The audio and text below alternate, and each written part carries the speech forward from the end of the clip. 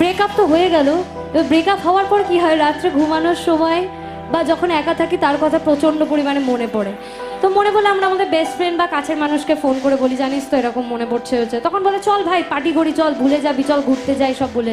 কিন্তু আলটিমেটলি সেটা হয় না, দিন শেষে সেই মানুষটাকেই মনে পড়ে।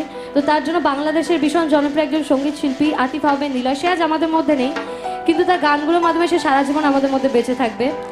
তো তার লেখা একটি গান আমার কভার থেকে গাইছি, যেটা আমাদের ব্রেকআপের পর যে সিচুয়েশনটা হয়। কোথায় এখানে দেখি কাদের ব্রেকআপ হয়েছে, সত্য সত্য দেখি। এত এটা মেয়েদেরও এত, আয় আয় হায়, সবার জন্য তাহলে। মেয়েরা ছেলেদের মন ভাঙে, বলি ও কি কথা। হ্যাঁ আমরা মেয়েরা নাকি ভাঙে, ছেলেরা মনে হচ্ছে ভাঙে। হ্যাঁ ঠিক আছে, গানটা শেষ করে বলছি বাকি কথা।